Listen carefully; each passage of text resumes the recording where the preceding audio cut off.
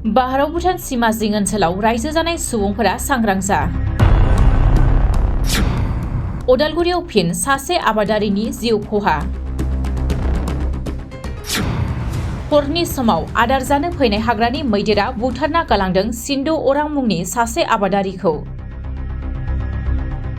बेबायदि जाथाया खनले खनले सोमजिनायनिफ्राय रैखाथि होनो थाखाय आसाम हाग्रा बिफाना मा राहा लागोन बेखौ फैबाय थानाय समावसो मिथिसिगोन। भारत भुटान सिमना ओनसोल उदालगुरि जिल्लानि सिङाव थानाय श्रीलंका गामियाव थांनाय हरनि समाव जुब जुब अखा हानायनि खाबु लानानै कालिंदुवा रिजार्भ हाग्रानिफ्राय ओंखारबोनाय मासे मैदेरा 43 बोसोर बैसोनि सिन्धु अरां मुंनि सासे आबादारिखौ गाग्लोबनायनि जाउनाव जायगायावनो जिउ गोमायो। बे समाव जाथायनि बागै आबुङै मिथिनो थाखाय जोंनि उदालगुरिनिफ्राय सोरांसार बाग्लारिनि मोनसे ग्राउन्ड जिर' रिपर्ट।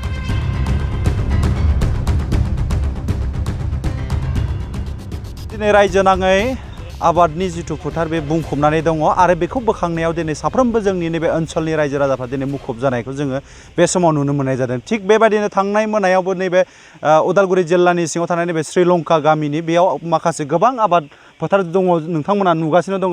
नैबे आबादखौ बोखांनायाव साफ्रोमबो जिथु आबादारिफोर बिथांमोना दिनै मुखुब जानानै थानायखौ जों नुनो मोननाय जादों। दा जाहोना जाहैबाय थांनाय मोनायाव नैबे जिथु आबाद नैबे आबादखौ होबथानो थाखाय नैबे श्रीलंका गामिनि सासे थागिबि जायनि मुंखौ जोङो सिन्धु अरां होननानै जोङो बे समाव मिथिनो मोननाय जादों। बे सिन्धु अराङा जिथु गावनि आबाद बे गावनि आबादखौ दिनै मैदेरनिफ्राय जिथु हाग्रानि मैदेरा फैनानै बेयाव खहा खालामलाङो बिनिफ्राय रैखाथि होनो थाखाय नैबे जिथु नोंथांमोना नुबाय थानाय नैबे जिथु न' बे न'सेयावनो बिथाङा दिनै नेदोंमोन जाहैबाय। आरो बाथ्राया जाहैबाय जिथु बे नेनायावनो जिथु मोनायाव बिथाङा पेसाब खालामनो जिथु बाहेरायाव ओंखारबाय। बे बाहेरायाव ओंखारनायावनो माखासे जिथु नुस' मोनै बबेबा खनानिफ्राय हाग्रानि मैदेरा फैनानै बिथांखौ दिनै बेयाव सौख्लायनानै गालाङो। आरो बे नोंथांमोना नुदों नैबे समाव आंनि केमेरा पार्सन बिथाङा नोंथांमोननो दिन्थिदों नैबे जिथु थावनि बे थावनियावनो जिथु सिन्धु अरांखौ मैदेरा गाग्ले गाग्ले बेयावनो बुथारनानै गालांनायखौ जोङो बे समाव मिथिनो मोननाय जादों। दा बेजों लोगोसे आंजों नैबे समाव दङ नैबे बिथांमोननि जिथु फरायसा आफादनि जिथु आफादगिरि नेहाथारि आरो बे आफादगिरि नेहाथारिनिफ्रायनो आङो नैबे समाव माखासे बाथ्राखौ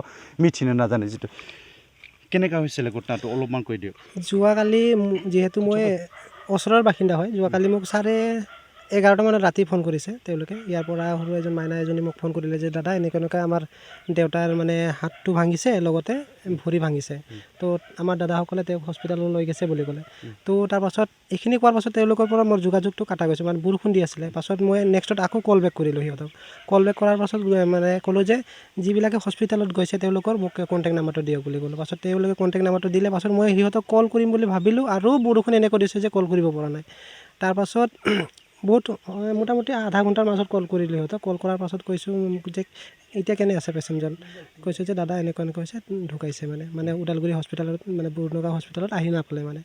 তো তাৰপাছত সিহঁতে হস্পিটেললৈকে লৈছিলে আৰু তাতে সিহঁতে তাৰ পৰা আকৌ মানে ৰিটাৰ্ণ লৈ আনিছে আৰু লগতে ইয়াতে গম পাওঁ যে যিহেতু দুজন ইয়াতে মানে ধান অলপ দেখাও হ'ল, লগতে ইয়াতে আছিল আৰু।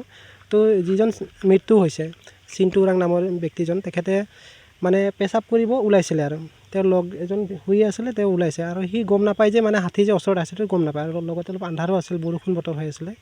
তো সেইটোৰ কাৰণে গম নাপায় মানে হঠাৎ হাতী আহি পেলাই ডাইৰেক্ট মানে জাগাতে মাৰিছে আৰু তেখেতক। এই আজিৰ মাত্ৰ ঘটনা নহয়, এইটো বহুত দিনৰ পৰা এনেকুৱা এই উত্তৰ অঞ্চলত এই ঘটনাবোৰ হৈ আছে। এই ক্ষেত্ৰত আপোনালোকে কি অনুৰোধ জনাব চৰকাৰক? আমি এই বিষয়ে এইটোৱে ক'ব বিচাৰোঁ চৰকাৰক, যিহেতু এতিয়া আমি কিছুমান অঞ্চলত দেখা পাওঁ যে মানে যিটো টংচি ঘৰ বুলি কয়, চাইডে চাইডে নদীৰ পাৰে পাৰে ধৰ বঢ়িয়াকৈ চৰকাৰে এটা হয় বনাই দিছে, কিন্তু আমাৰ এই বৰমুকলি ছাগলীঝাৰ অঞ্চলত আজিলৈকে এটাও অহা নাই। কাৰণটো কি, এইটো আমি চৰকাৰৰ পৰা মানে বিনম্ৰ অনুৰোধ কৰোঁ যে মানে এই সুবিধাটো আমাক দিব লাগে। কাৰণ আমাৰ বিশেষ কৰি মানুহ মৰাটো আমাৰ এইটো অঞ্চলতে হৈ আছে, গতিকে চৰকাৰে ইয়াৰ পৰা অলপ মানে সহায় কৰে। লগতে আৰু যিটো নেকি চ'লাৰ ছিষ্টেম আজিকালি ঝাটকাও দিয়া আমি গম পাওঁ, যদি ঝাটকাটো যদি আমাৰ মাজত যদি কৰি দিয়ে তেতিয়াহ'লে ছেফ থাকিব বুলি আমি আশা কৰোঁ। আৰু ফেমিলিৰ হৈ কি ক'ব এতিয়া এই ক্ষেত্ৰত? ফেমিলিৰ হৈ চৰকাৰ এতিয়া চৰকাৰক বা আমাৰ ফৰেষ্ট ডিপাৰ্টমেণ্টে এইটোৱে অনুৰোধ কৰিব বিচাৰে, যিহেতু যি ফেমিলিৰ পৰা আজি তেওঁলোকৰ মাজৰ পৰা এজন মানে মেইন হেড মানে তেখেতে নাইকিয়া হৈ গ'ল। তো যিহেতু ফেমিলিৰ মানে গোটাই উইক আছে বা একদম বৰ দৰিদ্ৰ ফেমিলি হয়, তো চৰকাৰৰ পৰা যিটো নেকি সাহাৰ্য দি আছে তেওঁ মানে সাহাৰ্যটো দিয়া মানে অংকুশ নকৰে যে এইটো সাহাৰ্যটো দিব লাগে। আৰু কিমান বয়সৰ আছিলে চিন্টু ওৰাংটো? মোটামুটি 46। ফেমিলি মেম্বাৰ কেইজন আছে? ফেমিলি মেম্বাৰ এতিয়া বৰ্তমান ল'ৰা 2জন আছে, ছোৱালী দুজনী আছে আৰু এজন বোৱাৰী আছে লগতে এজন নাতি আছে আৰু बिथांमोनानो जाहैबाय नैबे जराफुख्रि आनसलिक आसानि आरो बिथांमोननि जिथु फरायसा आफादनि आफादगिरि नेहाथारि आरो बिथांमोनाबो बुंदों जिहेतु नैबे जाथाया बे ओनसोलाव बेल' नङा सिगांनिफ्रायनो गोबांबार बेबायदि जाथाया जायगायाव जाफ्लेबाय थादों होननानै बिथांमोना बुंदों दा बिनिखायनो बिथांमोना जिथु खावलायदों रायजोनि जानानै नैबे बरमुखले नैबे बनगोरोम साग्लिजार नैबे उदालगुरि जिल्लानि सिङाव थानाय जिथु गामिफोर बे गामिफोरनियाव गोबां बेबायदिनो मैदेरा थांनाय समफोरनिफ्रायनो बेबायदि दाङाबाजिखौ खालामबाय थादों होननानै बिथांमोना जोंनि सिगाङाव बुंथिदों दा बिनिखायनो बिथांमोना सरकारनिसिम खावलायदों जिहेतु नैबाव मोनसे वाच टावार जिथु थंसि न' जायखौ जोङो न'सा न' होननानै बुङो बेखौ बिथांमोना लुफुंजानायखौ लुबैदों आरो लोगोसे फैबाय थानाय समाव बेबायदिनो मैदेर आरो मानसिनि गेजेराव बेबायदि दाङाबाजिया जाहाथे खमायो खमायनाय बिथिंथि थाङो बेखौबो बिथांमोना सरकारनिसिम नैबे समाव खावलायहरनायखौ जों नुनो मोननाय जादों आरो लोगोसे बिथाङा बुंबावदों जिहेतु न'खराव खोब बिथाङानो बिगोमा बायदि जानानै दङमोन दिथागिरि हिसाबै दा बिनिखायनो सरकारनिफ्राय जा मोननांगौ रां बे रांखौ बिथांमोना मोनोब्ला मोजां जागोन होननानै बिथांमोना दिनैनि सानाव जोंनि नैबे खौरां बिजोंनि गेजेरजों खावलायनायखौ जोङो नैबे समाव नुनो मोननाय जादों नंगौ नैबेयावनो जादोंमोन जिथु नैबे जाथाय थिलियावनो जिथु थांनाय मोनायाव जिथु सिन्थु उरां बे सिन्थु उरांखौ बेयावनो हाग्रानि मैदेरा फैनानै बेयाव गाग्लि बिथांखौ जिउ फोजोबलांनायखौ जोङो नैबे समाव बिथांमोननि खुगानिफ्रायनो जोङो नैबेयाव खोनानो मोननाय जादों नैबे समाव आंबो खावलायदों रायजोनि जानानै जिथु सिन्थु उरांनि जिथु न'खर बे मोननांगौ जिथु सरकारनिफ्राय एसे राङारि मददथि बे राङारि मददथिखौ मोनोब्ला मोजां जागोन होननानै दा नैबे समाव आं केमेरा पार्सन बिथांजों लोगोसे उदालगुरिनिफ्राय बड'सानि जानानै सोरांसार बाग्लारि